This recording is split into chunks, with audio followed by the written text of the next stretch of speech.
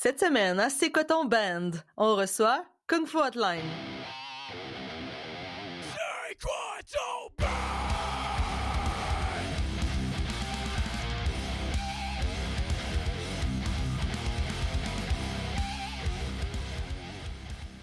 Kung Fu Hotline, un band de Trois-Rivières aux saveurs des années 80.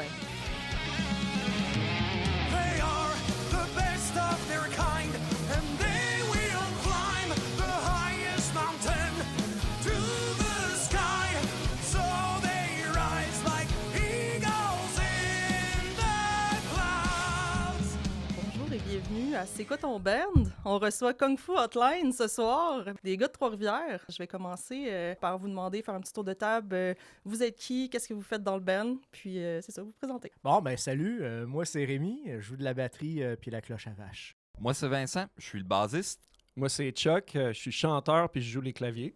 Moi, c'est Patrice, je suis guitariste. Super. Ben écoutez, justement, tantôt on disait, justement, vous venez de Trois-Rivières, puis de ce que j'ai vu, le plus loin que j'ai cherché, ça se ramène à 2022. C'est pas mal vos débuts, ou est-ce que je me trompe? Le projet a commencé à l'été 2021. On a commencé à jammer en juin 2021, puis on avait notre premier show à Trois-Rivières au milieu de l'été, à peu près en fin juillet 2021.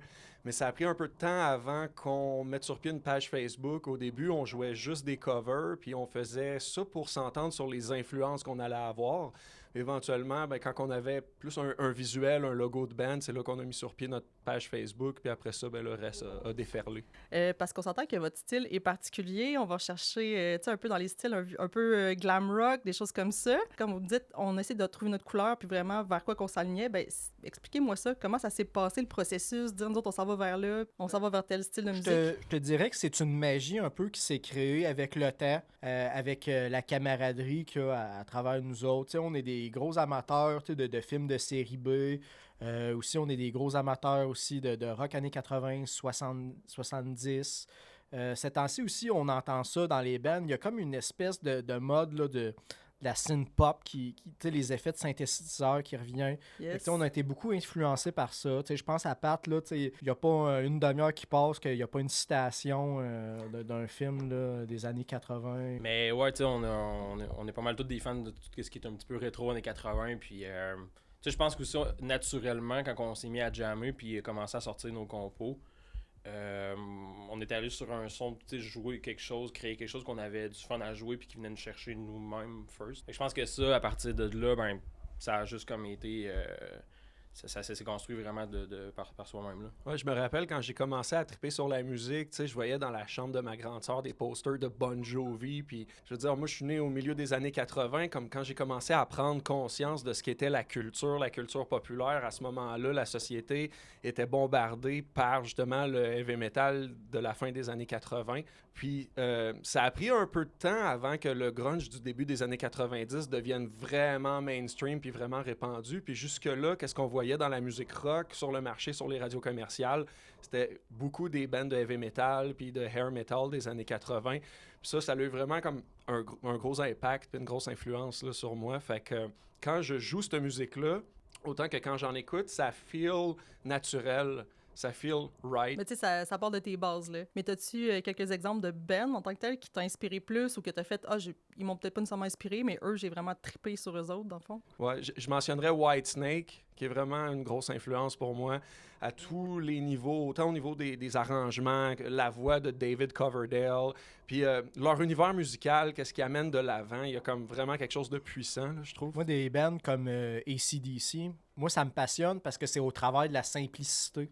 Tu sais, les gens, des fois, ils prennent ces bands-là pour acquis, puis ils disent « Ah, AC/DC, c'est facile, tout le monde est capable de jouer ça », mais t'écoutes leurs enregistrements, puis c'est des musiciens que quand ils jouent, ils maîtrisent leur instrument, ils maîtrisent qu'est-ce qu'ils font, il y a une magie. Puis moi, c'est cette espèce de magie-là qui me fascine. C'est « OK, vous faites de quoi de vraiment simple, puis qui sonne, puis qui est extraordinaire. » Puis, tu sais, moi, ce genre de band-là, où, tu sais, au niveau du punk, je pense beaucoup à Bad Religion aussi, tu sais, que c'est tout le temps la même poutine, puis qu'au travers de ça, ils réussissent tout le temps à se renouveler. Moi, je trouve ça génial. Là. Ben oui, puis en plus, les gens aiment ça. Dans le sens que, tu sais, ça reste un peu dans un cadre, mais en tant que tel, quand t'aimes AC/DC, justement, tu sais, all-in. Là. Tu sais, tu check, les fans sont vraiment intenses. Là.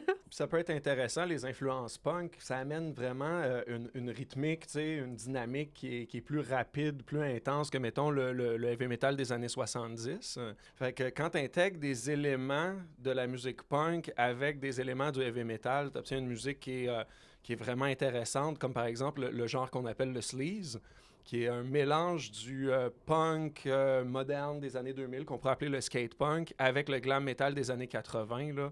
On peut mentionner des bands comme Crash Diet ou Santa Cruz, qui sont justement un peu en parallèle de ce qu'on fait, mais on a vraiment notre touche très, très personnelle. Puis elle vient en partie, j'ai l'impression, du nom du groupe qui a été trouvé par Vincent. Je sais pas si ça te tente de nous raconter comment c'est arrivé. En plus, c'est une question classique. On demande tout le temps le nom vient d'où. Ben, c'est ça. On avait une séance de brainstorming quand on avait commencé à pratiquer. Il nous fallait un nom. Puis au final, il n'y a pas vraiment d'histoire en arrière de ça. En C'est fait, plus... Ouais, c'est ça. C'était...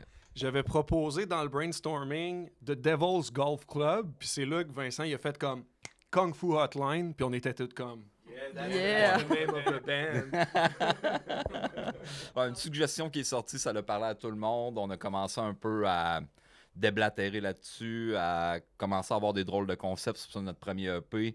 On l'avait vraiment en tête un peu justement les années 80 telles qu'elles n'avaient jamais existé. Avec ça, une partie de Kung Fu, c'est que là, c'est des moines Shaolin qui arrivent en ville, d'où justement l'inspiration pour Moving to the City.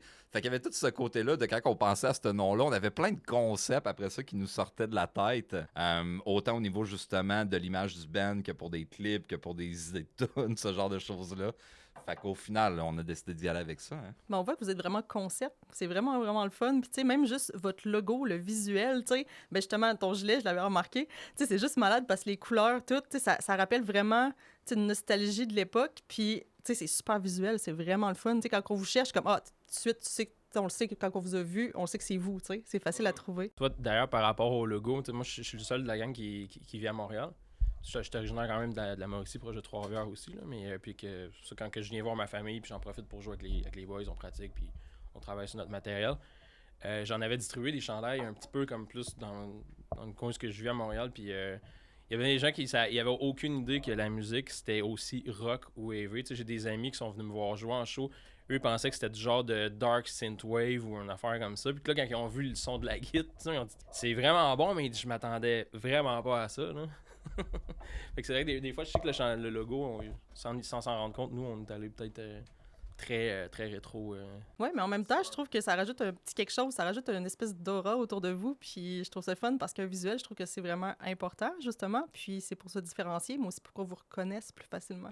L'autre fois, j'étais au magasin de musique, puis j'expliquais au vendeur que le mauve, c'est vraiment heavy metal. Puis là, il me regardait bizarre en voulant dire comme, t'es-tu sûr, man? Mais oui, parce qu'il y a ce côté, tu sais, tu vois, je sais pas, une belle voiture sport, une moto mauve, là, qui a l'air puissante, tu sais, tu vois une belle guitare mauve, tu sais. En fait, il y a pas... ça peut être comme très heavy metal, finalement. C'est juste une question rendue là, c'est très subjectif, là, à quoi on associe les couleurs, finalement. Parce que quand on pense au heavy metal, on pense beaucoup aux années 80, on pense à ça, le mauve, le rose, on pense au skate, on pense au surf. Tu sais, ça nous ramène tout ce genre de vibe-là. La Bones Brigade, justement, où est-ce que Tony Hawk, tu sais, tous des skateurs connus, il y avait toute une couleur dans le groupe, puis ça faisait que le groupe, il lookait, puis ça faisait qu'aussi chacun des skateurs, il lookait. C'était très iconique, puis c'était très facile à identifier. Un peu comme tu parlais à propos de notre groupe, qui est très facile à identifier. Il faut de nos jours que la personnalité du groupe soit tellement manifestée que ça sue par les pores de ta peau. Là. Je pense un peu aux Ramones, que leur look, c'était carrément devenu un look de personnage de bande dessinée, mais ils se l'étaient approprié à 100%, puis ils l'ont gardé toute la carrière. Fait que quand les gens pensaient aux Ramones, ils pensaient à ce look-là, ils voyaient le look, ils pensaient aux Ramones, fait que c'était vraiment une formule gagnante. Là. Puis c'est-tu vous autres qui faites votre propre merch, vos propres logos, vos propres choses, dans le sens qu'on est beaucoup dans une période do-it-yourself, côté musique, parce que l'industrie a mené à ça, là, on s'entend? Oui, le logo, à la base, c'est notre deuxième mouture. La première version était pas mal, sauf qu'elle ressemblait à trop de choses qu'on voyait déjà.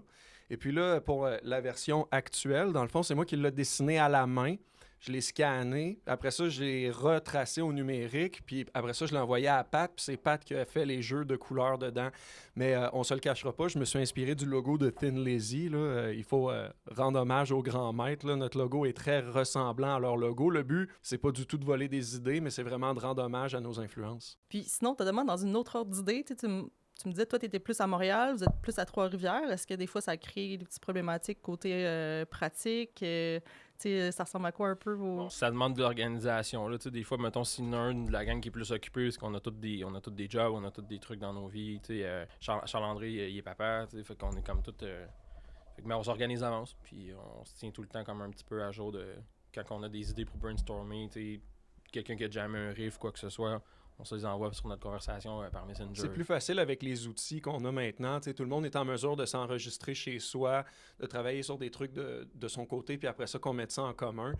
Je te cacherai pas que ça me manque un peu de pratiquer 3 fois par semaine, de se tenir toujours en band, puis de rock. D'être ensemble. Exact, sauf que là, à un moment donné, on rajeunit pas, puis il faut y aller avec les réalités de tous et chacun. Puis j'aimerais mieux avoir un guitariste qui vit à Montréal qu'un guitariste qui est incompétent. Puis Pat, c'est le plus compétent que j'ai connu jusqu'à maintenant, fait que... Ah, Non, mais sans vouloir te lancer des fleurs. Je veux juste mentionner que j'étais guitariste dans l'ancien projet avec Charles, fait qu'en ce moment, je suis triste. Vincent, t'es le meilleur bassiste que je connaisse. Au moins, t'as trouvé une autre place, écoute. Non, mais par exemple, c'est pour avoir évolué longtemps dans le domaine de la musique, avoir joué plein de genres avec plein de gens différents, ça me fait apprécier à quel point, en ce moment, je suis dans une bonne situation avec des musiciens compétents, mais aussi des bons chums. Puis ça, c'est pas donné à tout le monde. Il y a des bandes, des fois, c'est juste des collègues de travail. Nous autres, on est une gang de chums, puis on a cette chance-là. Puis ça rend les rapports beaucoup plus évidents quand on est pognés tout ensemble pour voyager, tous dans la même voiture ou tous dans la même chambre d'hôtel. Ben, on se pile pas trop sur les pieds parce qu'on a déjà une belle harmonie qui est mise en place. T'as déjà une belle relation, une belle cohésion de groupe. Ouais, comme quand on va à Cornwall, tu sais, bon, maintenant, Rémi, il ne ronfle plus. Mais à l'époque, c'était vraiment un problème au point que je considérais sérieusement d'aller dormir dans le char. Mais... Mettons, si vous étiez un couple, il ferait chambre à part. Ah ben là, écoute, ça c'est évident. Sauf que, tu sais, si ça avait pas été mon bon chum, je l'aurais étripé. Mais finalement, là, c'est ton ami, tu le regardes dormir, puis tu dis « Dors bien, mon ami. » Puis maintenant, on va remercier le Médic Construction, on va remercier notre système de santé qui m'a offert une belle machine là, pour régler mon apnée du sommeil. Mais on a la chance d'avoir Darth Vader au drum. On peut savoir une petite explication là-dessus? Ben non, c'est parce que la Juste machine à à cause de respirer, ça? c'était une Non, mais c'est ça, c'est juste que... Imagine, tu traînes ça en show en plus, là. Tu sais, dans le sens qu'après, là, c'est comme, hey, full rockstar, tu s'en vas dans ta chambre, tu te couches avec ta grosse machine. Non, mais c'est ça, ça prend un roadie juste pour le gear à Rémi, puis on parle pas de son drum, on parle de sa machine. Ben c'est ça, tu sais, on peut se lâcher des vannes comme ça, puis se faire des jokes, puis il n'y a jamais personne qui le prend mal, il n'y a jamais personne qui prend rien personnel. Puis ça contribue à un climat de travail qui est vraiment, vraiment productif, là. Fait que, justement... On peut pas se voir autant qu'on le souhaiterait, sauf que quand on se voit, on avance les choses de façon très sérieuse, là. On a plusieurs nouvelles compositions en travail en ce moment, fait que ça promet pour la suite des choses. Ouais, on s'en va en studio cet été. Félicitations. Fait d'enfant, c'est un EP, un album. C'est quoi qui s'en vient? C'est un EP, un nouveau EP. On va le faire encore avec Francis Perron au studio Radicar, qui est connu pour avoir travaillé avec Voivode, avoir remporté des prix Juno à plusieurs reprises. Donc, on est très enthousiaste là, d'avoir cette opportunité-là. Francis, c'est un gars qui vient de la région de Trois-Rivières, puis son studio est dans notre région. Avant qu'on sache qu'il y ait un studio, bon, on le connaissait parce qu'il travaillait aussi au magasin de musique. Fait que là, de par la bande, ben, on a fini par le savoir, puis on a fini par le contacter. Ouais, c'est facile de travailler avec lui. Puis aussi, il y a un côté où est-ce que dans ce domaine-là, il y a beaucoup de studios d'enregistrement qui ferment en ce moment, alors que lui est en plein essor. Donc, il y a une espèce de magie, une recette qui fait que sa chose, chez lui, ça fonctionne. Puis je l'ai vu travailler avec toutes sortes de genres de groupes différents. Puis moi, je l'avais repéré à cause qu'il avait travaillé avec Jésus Bench 400 livres. Puis il avait réussi avec ce groupe-là un véritable tour de force. La production de leur EP était vraiment soignée. Puis à partir de ce moment-là, j'ai fait, OK, travailler avec ce gars-là, ça va être avantageux pour n'importe quel groupe, dans n'importe quel genre de musique, mais en particulier avec le genre de musique qu'on fait. Parce qu'il est très bon avec le rock, le hard rock, le heavy metal. C'est un gars qui connaît ce genre de musique-là. Puis quand tu vas en studio, c'est important, pas juste d'avoir une belle qualité sonore, mais de travailler avec quelqu'un qui comprend le genre de musique que tu fais. Puis c'est que Francis, c'est un bon coéquipier quand on enregistre. C'est pas juste le gars qui va dire OK, on enregistre, puis qui va peser sur stop quand on a fini. Te remettre en question, il va dire OK, ça c'est correct, ça c'est pas correct, faudrait qu'on arrange ça. Puis au bout de la ligne, ça aide à avoir un meilleur produit. Définitivement. Comme ça, c'était bon. Pourquoi est-ce que le reste n'est pas aussi bon que ça? En tout cas, on le salue. Ben oui, ben oui. Salut exact. Frank. Fait que, on a à peu près 5 nouvelles compositions qu'on travaille en ce moment. Là-dessus, il y en a probablement seulement 4 qui vont se ramasser sur la galette finale au bout du compte. Fait que ça va être des choix déchirants. Mais on a toutes sortes de thématiques intéressantes puis qui touchent de près ou de loin à notre univers musical. Comme par exemple, on parlait de skateboard tantôt. Il y a une de nos pièces qui va parler de skate parce que justement, non seulement c'est une thématique qui rejoint les années 80, mais en plus, ben moi j'adore faire du skate. Fait que, On est deux. ouais, exactement, les paroles. Ben, j'écris en fait la totalité des paroles. Puis sinon, pour ce qui est de la composition, tout le monde dans le groupe compose ses propres arrangements sur la chanson, puis on met ça en commun. Mais les idées originales des pièces viennent souvent de Pat ou un peu de moi également. Super, j'ai même pas besoin de poser de questions, puis vous répondez déjà à toutes, c'est malade. Ouais, ben c'est ça.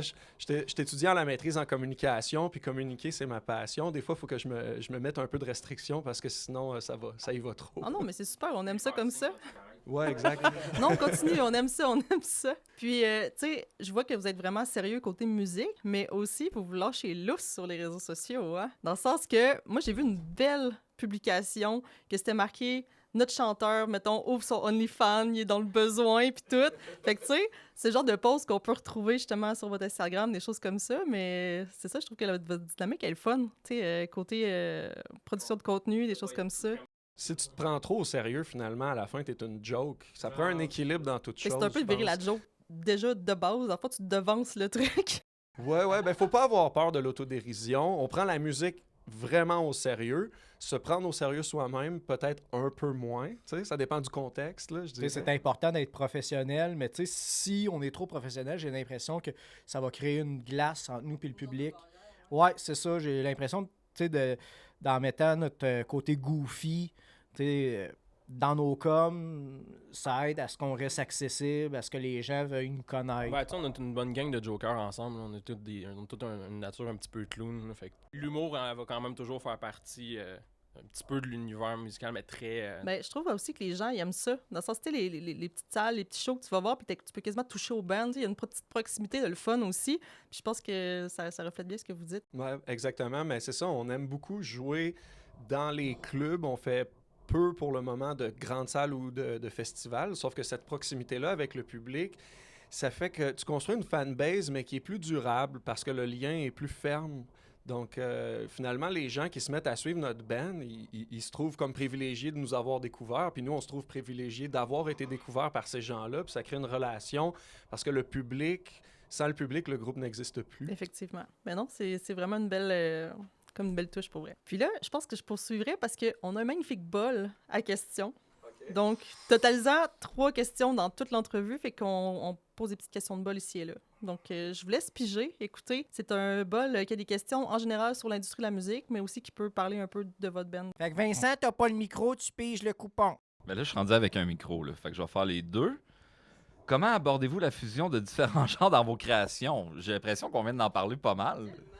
Avec le clavier à 120 chansons. Ouais. C'est un de mes instruments de travail. Le clavier contient très exactement 120 chansons. En ce moment, on en a utilisé seulement 4. Fait que ça, pour la suite des choses, on est blindé. C'est Yamaha qui produisait ces claviers-là à l'époque puis qui les vendait pour peu chez Radio Shack. Je m'étais rendu chez Radio Shack puis j'avais acheté le meilleur clavier, là, celui qui a la sensibilité des touches. Puis finalement, là, au bout du compte, pour avoir essayé plein de synthétiseurs, puis je me suis acheté aussi un guitar qui est wireless, puis ça rajoute vraiment au visuel en show, mais c'est plus ou moins fiable comme technologie, alors que le Yamaha 120 chansons, toujours impeccable là, au niveau du son et du rendu. Dans un monde idéal, je traîne les deux, mais des fois, l'espace ne le permet Puis il pas. faut se rappeler là, que quand il était jeune puis il avait acheté ce clavier-là, c'était soit tu t'achètes ce clavier-là ou c'est une coupe de conso de weed puis il avait préféré le clavier.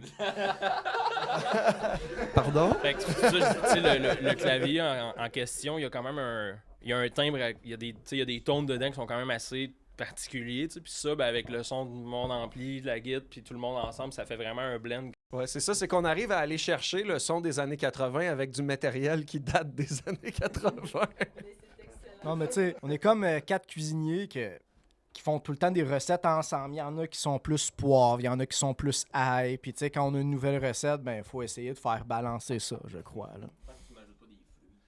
Des fruits! Mais je vais aller plus loin sur ce que tu dis. Je pense que chaque personne dans le groupe a une belle culture musicale qui lui est propre. Puis quand on met ça en commun, c'est finalement qu'est-ce qui fait la couleur de notre groupe. Ouais, une belle grosse poutine. Ah ouais. Ben c'est ça, on a beau, tu sais, avoir des influences qui viennent autant d'Angleterre, des États-Unis que du continent européen, puis tu sais, finalement, on reste très québécois, tu sais, on est tous des gars de la Mauricie, puis je pense que le heavy metal, qu'il soit en français, qu'il soit en anglais, ça fait partie de la culture québécoise. Puis nous autres, on est fiers de contribuer à cette culture-là à notre façon. Puis c'est pas du tout une question de renier nos origines, c'est une question de fusionner nos origines, finalement. Pour vrai, super mindset. Puis, je ne vous ai pas encore vu en show, mais on a hâte de vous découvrir. Est-ce qu'il y a des shows qui s'en viennent? On a mis les shows sur pause à cause de notre entrée en studio cet été parce qu'on a beaucoup de travail. Puis c'est un moment qui est important. On a investi une certaine somme d'argent pour arriver à un album. On veut tirer le meilleur parti du temps qu'on va passer en studio, puis c'est beaucoup de préparation. Puis même si on pense qu'on est prêt, finalement, on n'est jamais suffisamment préparé pour rentrer en studio. Donc, on a décidé d'y aller mollo pour les shows pour quelques semaines, quelques mois, mais on est en train d'en préparer au moins un à Trois-Rivières pour cet été, histoire d'inviter nos bons amis de Don't Tell Sarah et Hellrager qui viennent de la région de Cornwall, puis qui ont un super produit à présenter, puis qui sont encore jamais venus à Trois-Rivières.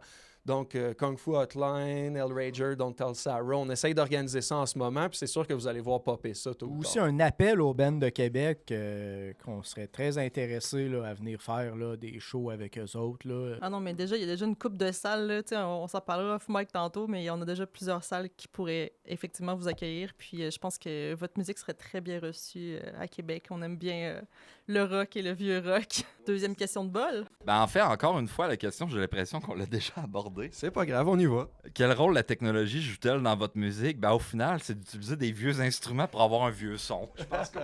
Mais il y a un mélange de vieilles technologies puis de nouvelles technologies. Entre autres, Pat, pour ce qui est de la guitare, est très, très à l'affût de tout ce qui se fait.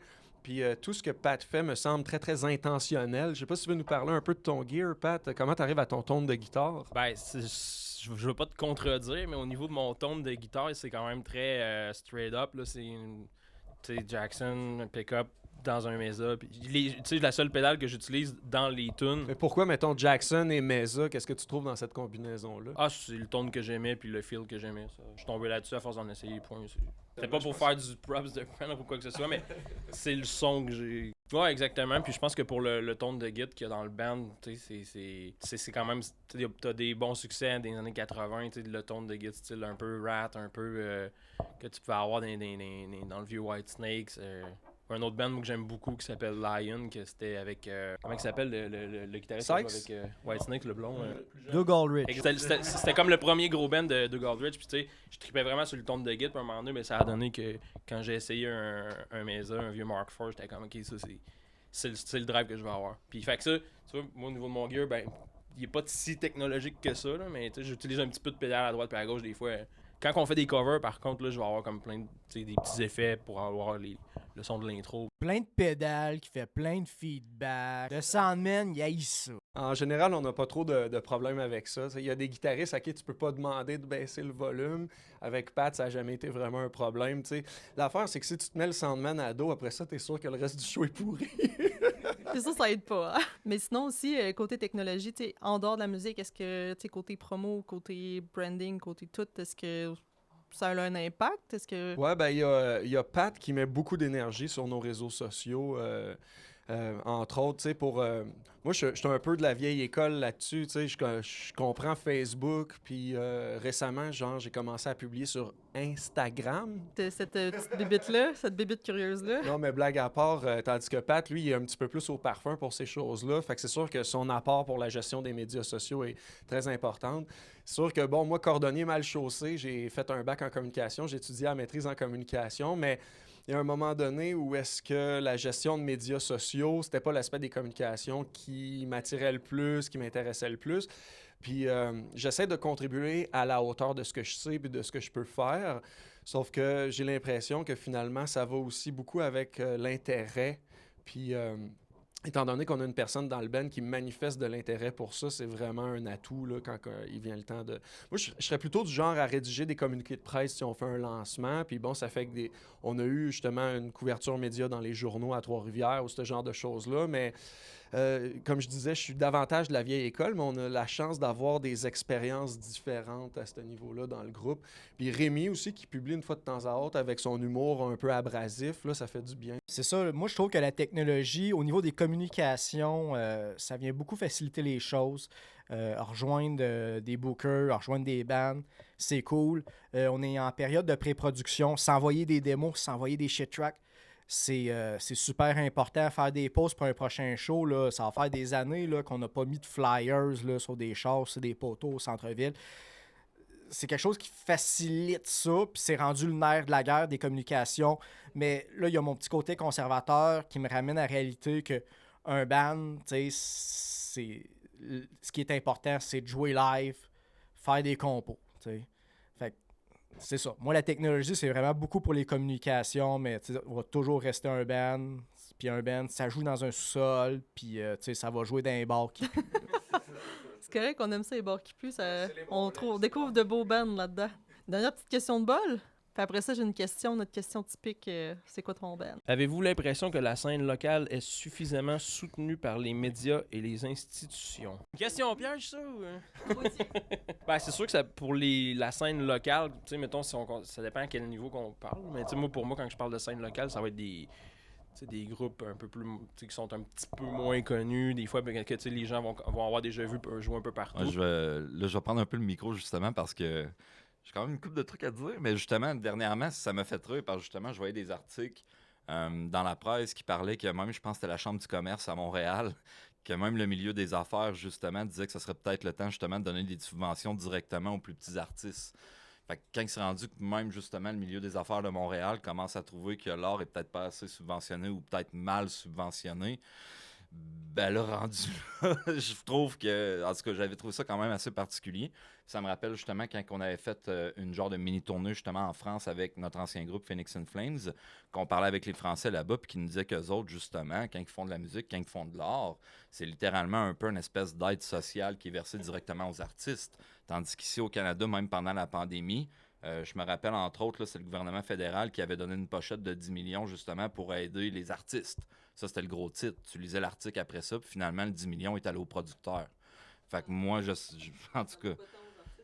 Ben, c'est ça, là. Ou sinon, ça va aller dans les artistes, justement, qui sont promus par les promoteurs. Fait que... Par la bande, mais ça aide pas ceux qui commencent ou ceux qui, justement, ils ont un matériel puis ils ont pas de fou, mais qu'il manque juste le reach puis de la visibilité. Exactement. Fait que je pense que oui, définitivement, c'est peut-être pas une question d'augmenter les montants, mais vraiment de trouver une façon, justement, de mieux les répartir plutôt que, justement, de payer une deuxième Ferrari à Marseille. Sinon, ce que j'ai remarqué, c'est que dans notre région, il y a des médias un petit peu plus corporate qui vont soutenir les bands émergents, mais j'ai vraiment l'impression qu'on a un petit côté underbelly là, pour ce qui est de notre band. Là. Ils vont soit soutenir des projets plus rock ambiant, plus ou gros métal, mais on a l'impression que nous autres, on est entre les deux, puis on passe entre les cracks du plancher, j'ai l'impression. Là. Je sais pas qu'est-ce qu'on fait de pas correct ou de correct. Là. Mais je pense qu'on est potentiellement le band préféré de plein de gens qui nous connaissent pas encore. C'est une des raisons pour lesquelles on est là ici aujourd'hui. Ça prend une citation quelque part sur vos réseaux sociaux. Là.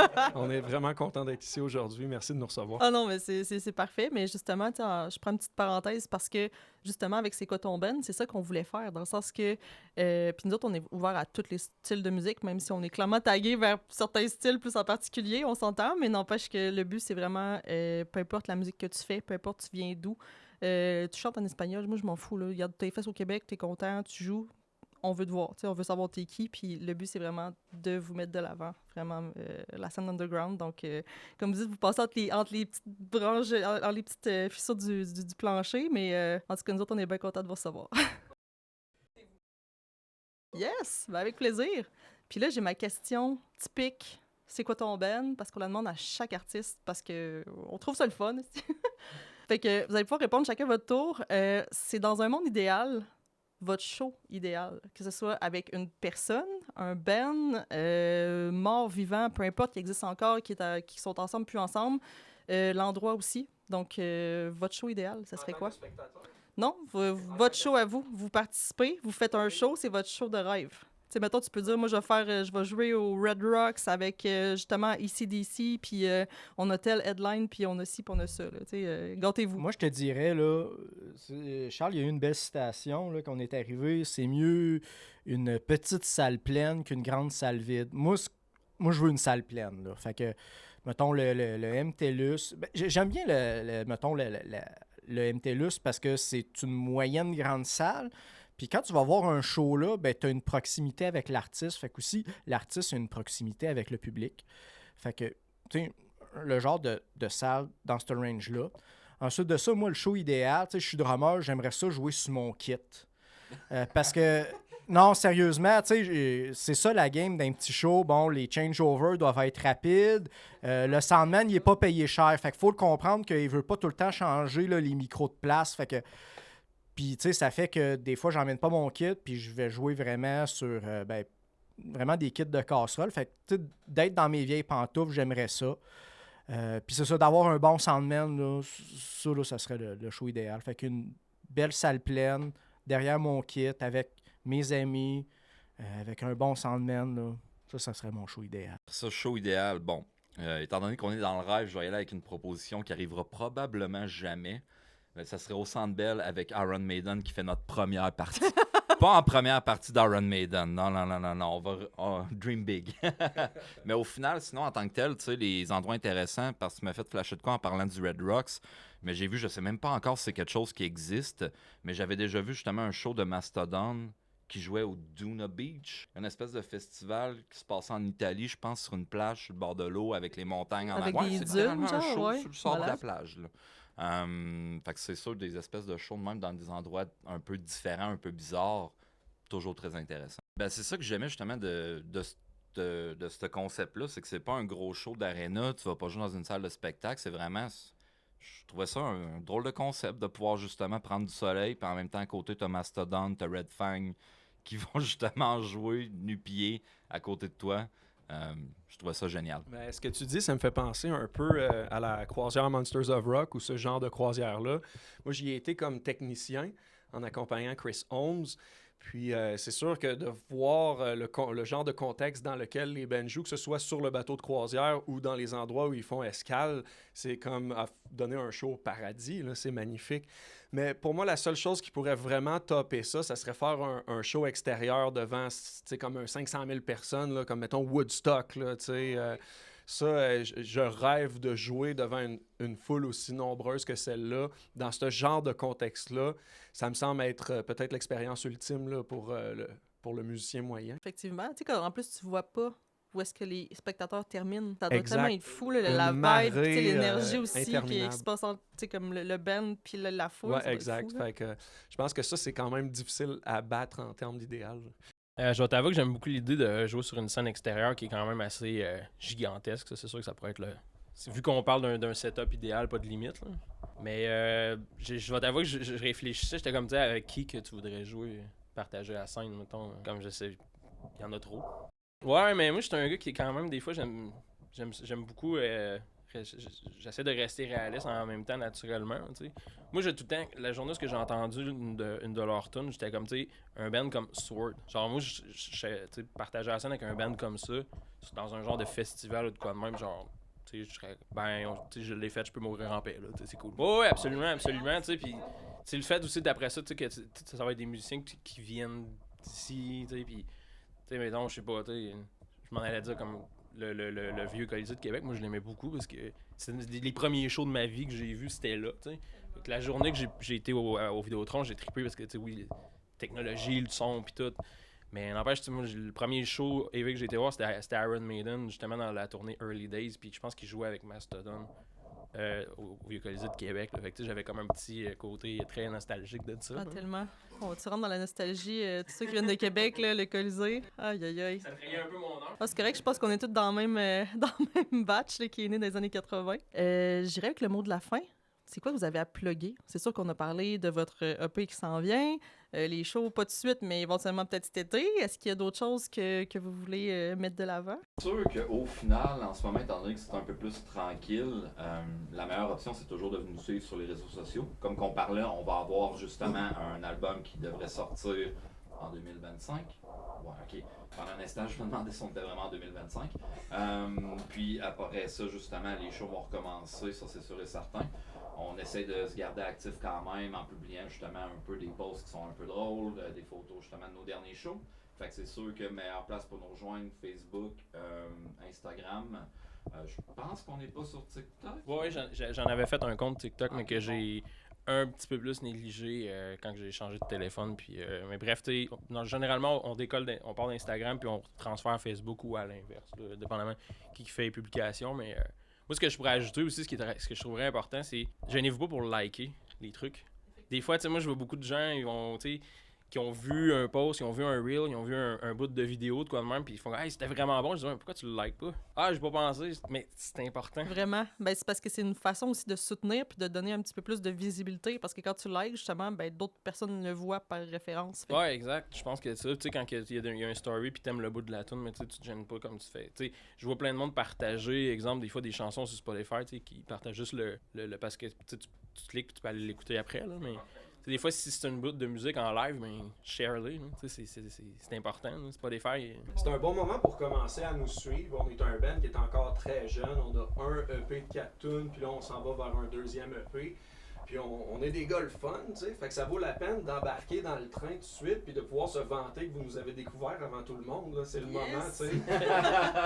Puis on essaie d'être régulier dans nos publications, de toujours sortir un petit quelque chose de le fun pour le monde qui nous suit. Fait que c'est quand même, tu sais, c'est une belle relation, tu sais, qu'on a avec le monde qui aime notre musique. Fait que gênez-vous pas même pour nous écrire. Puis C'est-à-dire, on était là à leur début. On va avoir des nouveaux modèles de chandail aussi. D'autres, on aime bien ça, la merch. En plus, chaque fois qu'on s'en va dans des shows underground, des choses comme ça, 3/4 du temps, là, garde un petit gilet, des affaires de même, ça va directement au Ben. Puis en plus, nous autres, c'est le fun, ça fait un petit souvenir. Puis, Ça va être de la haute couture. Ça va se vendre 200$ le chandail. On va rembourser notre badge plus facilement. un peu plus tough, par exemple, 200$ la merch. Là. blague à part, on est toujours très accessible à ce niveau-là. On mise plus sur le volume que finalement sur le profit. Puis ça fait qu'aussi, chaque personne qui porte un de nos chandails, ça fait une publicité pour le band. Fait que, pour vrai, on les laisse quasiment aller au cost, mais ça nous fait tellement plaisir de croiser. Beau mindset. En tout cas, un gros merci. C'était super le fun. Vous êtes super sympathiques. Donc, Yes, merci à allez toi. les suivre. Puis en plus, ils ont Bandcamp, juste by the way, de même, pour encourager les gens. Achetez-nous notre musique le vendredi, s'il vous plaît, sur Bandcamp.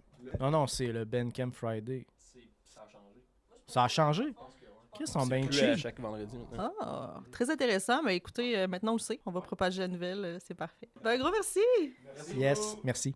Un immense merci à Kung Fu Hotline pour leur présence incroyable dans l'avant-dernier épisode de la saison 1 à C'est quoi ton band? On a vraiment eu du fun à jaser avec eux et à plonger dans leur univers musical. Restez à l'affût, leur nouvel EP sort en 2026 et plusieurs shows s'en viennent, donc allez les suivre sur les réseaux sociaux pour ne rien manquer.